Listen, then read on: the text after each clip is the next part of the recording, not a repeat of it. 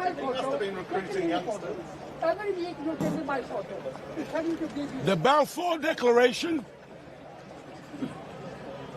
was published in 1917, and it reads, His Majesty's government view with favor the establishment in Palestine. So when you hear these Israelis saying that there's no such thing as Palestine and that it was always Israel, that's a damnable lie. According to the Balfour Declaration, it said the establishment in Palestine Has anyone got a lozenge? of a national home for the Jewish people, and will use their best endeavors to facilitate the achievement of this object, it being clearly understood that nothing shall be done which may prejudice the civil and religious rights of existing non-Jewish communities. Just listen to the language that they use to describe the indigenous people. Nothing shall be done which may prejudice the civil and religious rights of existing non-Jewish communities, There are real Muslims over there. or the rights and political status enjoyed by Jews in any other country. So they knew from the beginning what they were about to do to the indigenous people in that region. And they were using language to attempt to disguise their true intentions. And ultimately, when they came into existence in 1948, there was what the Palestinians, the Arab-speaking people, called the first Nakba, which was the displacement and the expelling of between 750,000 and over 1 million Arabs from their lands. And those persons have never been allowed to return. Stolen land. This is the reality. You know, some people, they want to start on October the 7th. And when I listen to some of the talking heads and some of the so-called news media, they're so hypocritical, such liars, such deceivers, talking about their outrage over the barbaric attack by Hamas and the Palestinians on Israel on October the 7th. But in reality, for over 75 years, those people have lived under oppression, under the Israelis, who delight in the subjugation and the oppression of a whole people, where wholesale slaughter is a matter of course, and nobody does anything to rein in the wicked behavior of the Israelis against these mostly innocent men, women, and children who are unable to properly defend themselves and are unable to fight back against a regime that is backed by that one that boasts that it's the only superpower on the planet namely the United States of America. And don't forget Britain, because Britain is the one who started the whole process in the first place. And so Israel is now manifesting. If you listen to some of the Israeli spokespersons, when they speak on television, they will often sound, when they're asked about what they're doing to the Palestinians, apart from the lies about Palestinians using their own people as human shields and all of that stuff that they like to say, apart from that, sometimes, if you listen, the Israeli spokespersons, they sound incredulous that they're being asked such questions, and often they will reply, well, what about what you did against ISIS? What about what you did in Iraq? What about what you did in Libya? And they will hit back at their Caucasian questioners as if to say, you are hypocrites because we're only doing what you did. We're only following your example. And the reporters, they know it's true. They know that Israel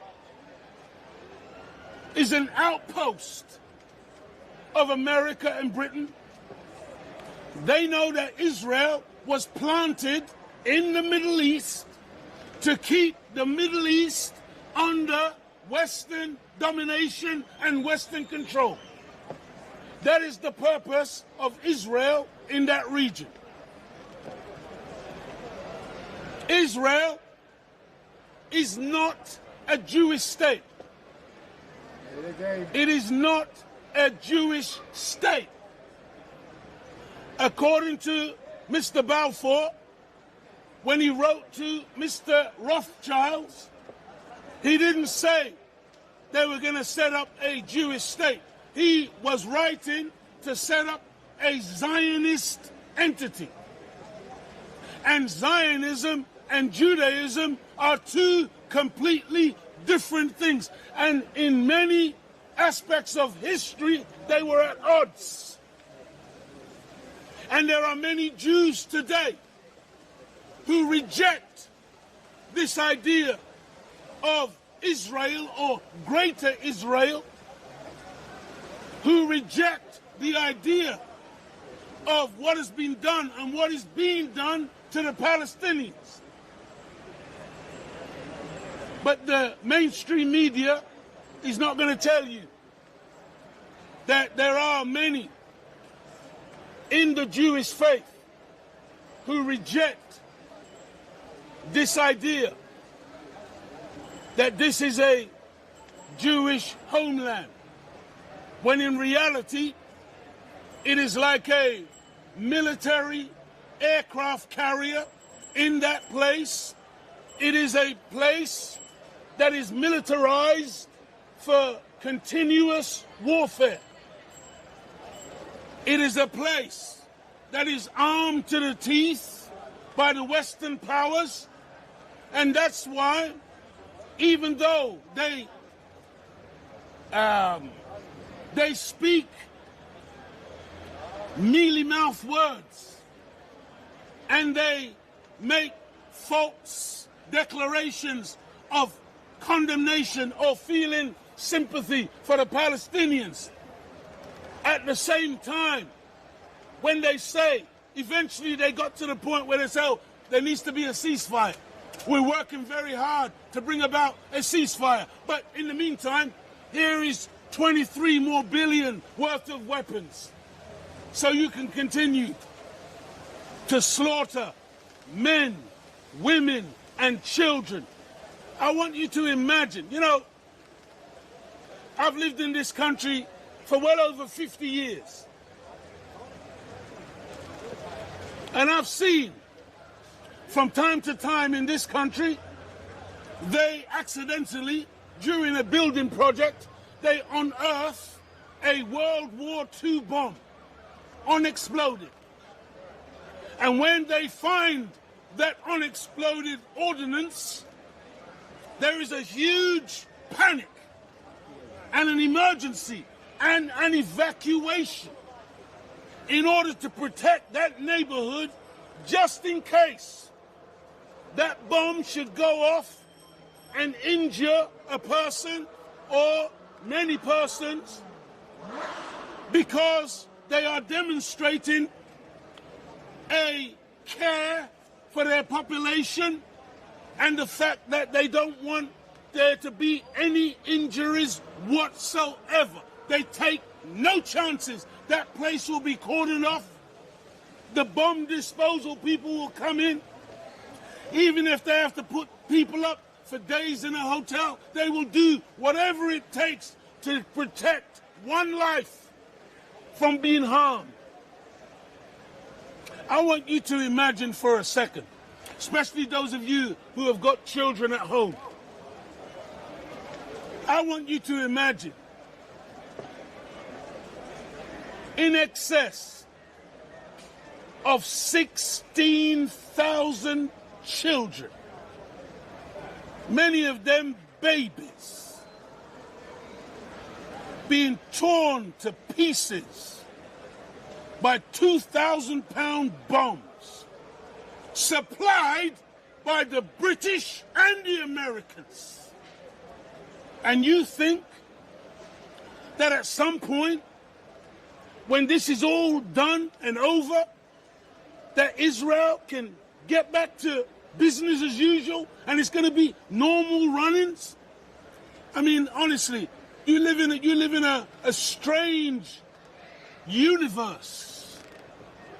When I listen to the news and I hear over and over again Israelis and other talking heads from Britain and other parts of the world, and they're saying, well, whatever happens, at the end of this process, Hamas cannot be in any kind of power. Hamas must go because they're so barbaric, they're so medieval, they're so wicked, they're so evil.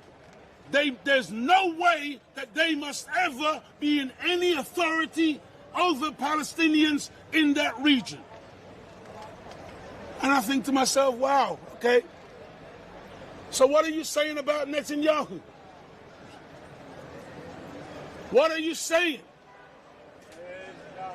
about a so-called government that has now murdered in excess of 40,000 innocent men, women, and children?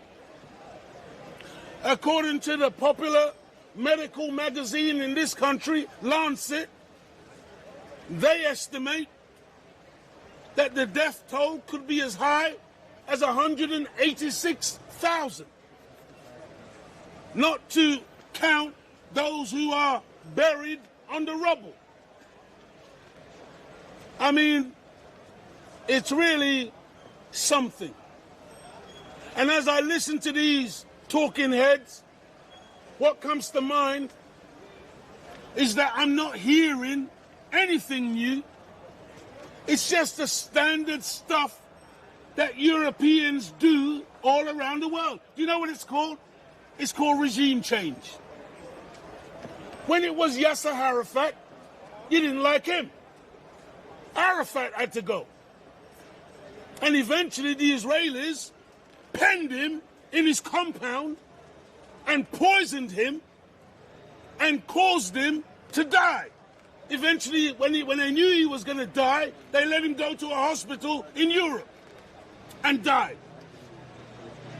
It doesn't matter who it is in power. They can't find anybody on the other side that they can deal with. It's got nothing to do with anyone on the other side, but it's got everything to do with the mentality of white supremacy, European supremacy.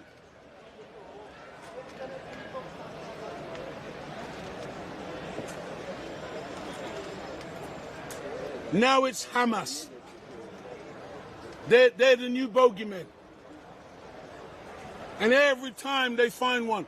Once upon a time, they gave Saddam Hussein $80 billion. You didn't hear what I said? They gave Saddam Hussein $80 billion to attack Iran. Saddam was their friend then. They gave Saddam military intelligence from their satellites so they could look at the Iranians in their attempt to defeat the Iranian revolution, Islamic revolution. And then at a certain point in time, they fell out with Saddam. And Saddam became the new bogeyman. And then it was regime change for Iraq. And if you remember, at that time, what did they say? Our argument is not with the Iraqi people. Our argument is with Saddam. But who did they kill? Over 1 million Iraqis. See, these are liars. These are deceivers. These are wicked demons. Then the next bogeyman was Muammar Gaddafi of Libya. I want you to imagine some foreign nation sending missiles into the UK and killing the Prime Minister's son or daughter. How do you think this country would react? But they could do that to Libya, to Gaddafi. They murdered Saddam's 2 sons, murdered his family, murdered him in the sham trial that they held. Then they went to Assad in Syria. They haven't managed to get Assad yet, but they're still trying. They occupy parts of Syria, stealing the oil right now as we speak.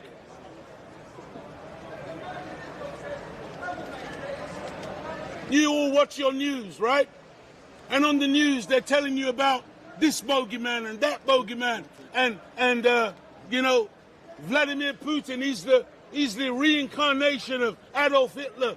And Kim Jong-un, he's such a wicked, crazy person. Oh my God, they mustn't have nuclear weapons because who knows what they'll do. But guess what? Who's the only one who's ever used a nuclear weapon? Wasn't anybody who looked like me. Wasn't any brown man, wasn't any yellow man.